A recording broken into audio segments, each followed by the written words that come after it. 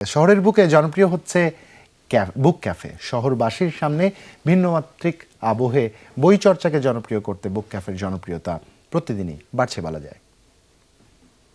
বুক রিডিংয়ের ব্যাপারটা আসলে book reading বা বই পড়ার যে ব্যাপারটা আছে এই ব্যাপারটা তো আসলে কোনো একটা নির্দিষ্ট কোনো কালচারের পার্ট না। এটা আসলে বিশ্বের সব কালচারেরই একটা অংশ।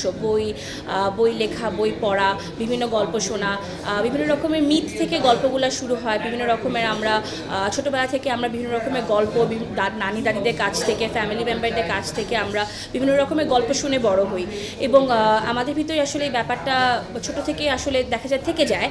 অনেক সময় আমরা বড় হয়ে সেটাকে চর্চা করি, অনেক সময় বড় হয়ে আমরা সেটাকে চর্চা করি না। তো সেক্ষেত্রে বুক রিডিংয়ের ব্যাপারটা আসলে সবার ভিতরে কম বেশি আছে, কিন্তু যেই ট্রেন্ডটার কথা আমরা বলি যে বুক ক্যাফের যে ট্রেন্ডটা, সেই ট্রেন্ডটা আসলে বাইরের দেশেই বেশি সচরাচর দেখা যায়। বাংলাদেশে শুরু হয়েছে বুক ক্যাফে আইডিয়াটা, আসলে শুরু হয়েছে বেশ কয়েক বছর আগে থেকে শুরু হয়েছে।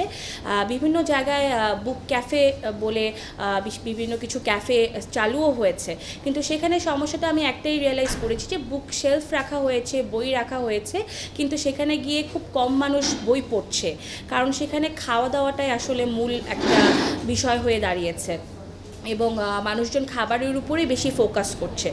আমাদের ডিএসপিস্ট যাত্রাটা আসলে বুক ক্যাফে হিসাবেই প্রথমে শুরু হয়েছে, কিন্তু স্বাভাবিকভাবে আমাদের কাছে আমরা দেখলাম যে আসলে বুক ক্যাফে আইডিয়াটা আসলে এখনও আমাদের দেশে এত খুব একটা প্রচলিত নেই। তো আমি যদি খালি শুধু বুকস নিয়ে কাজ করি, বই নিয়ে কাজ করি এবং বইয়ের জন্য ক্যাফেটা করি, স্পেশালি আমাদের উত্তরার যে ডেমোগ্রাফিকটা, এটার জন্য আসলে এটা খুব একটা ফিজিবল আমাদের কাছে মনে হয়নি। বইটা আসলে খুব একটা আমাদের সেখানে প্রাধান্য পাচ্ছে না।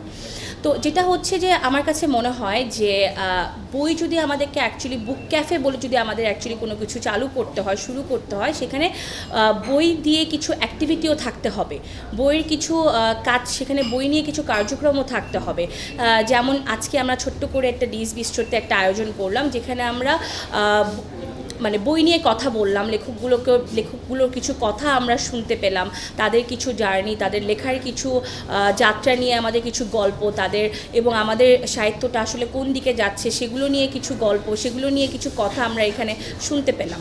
তো আসলে এই ধরনের অ্যাক্টিভিটি প্লাস হচ্ছে কি বাচ্চাদেরকে ইনক্লুড করার মতো যদি কিছু অ্যাক্টিভিটি আমরা সেখানে চালু করতে পারি, তাহলে সেটাকে আমরা প্রপারলি একটা বুক ক্লাব বলে ধারণা করতে পারি বা বুক ক্যাফে বলতে পারি। আসলে বইটা আছে, কিন্তু বইটাকে পড়া হচ্ছে না, বইটা ধরে আমরা ছবি তুলে ইনস্টাগ্রামে পোস্ট করে দিচ্ছি।